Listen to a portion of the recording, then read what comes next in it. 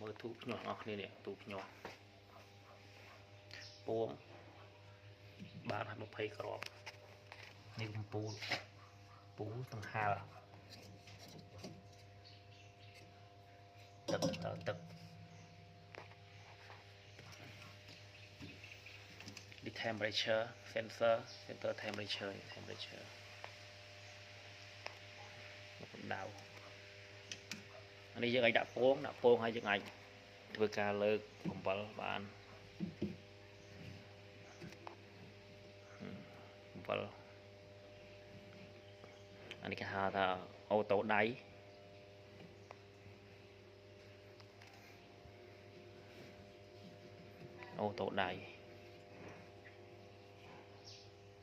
នេះយើងសម្រាប់ដាក់នៅពេលដែលពួងបាន18ថ្ងៃពួងនេះបាន18ថ្ងៃរហូតដាក់ក្នុងនេះពីមួយថ្ងៃពីថ្ងៃទី1រហូតដល់ថ្ងៃទី18យើង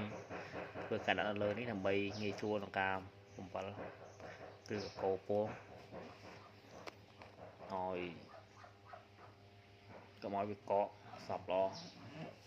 ឆ្នៃពីទូខ្លះសេឆ្នៃធ្វើជាទូភ្ញាស់ពងមាន់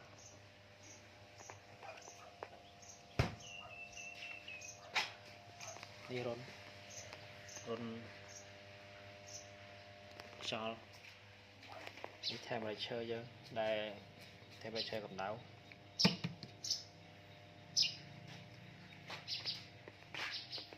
រុនខាភ្ញាស់យូរឲ្យទុកចោលយូរឥឡូវមេមាន់ក្រាបវាពណ៌ក្រាបអញ្ចឹងតទៅយកមកដាក់ហើយចូល20គ្រាប់ដែរ B2 ហើយលោកពងទៀតហើយនេះពងមេ1ពងនៅក្រោមធ្វើសបុកឲ្យទាឥឡូវមាន់ពងនេះពងណែពងថ្មីបាន4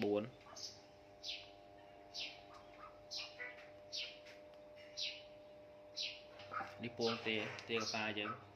ក្រាបឲ្យវាក្រាបខ្លួនឯងអត់ដាក់គូទេក្រាបហើយជាបាន10ថ្ងៃជាងហើយជិតដល់ថ្ងៃនេះដែរ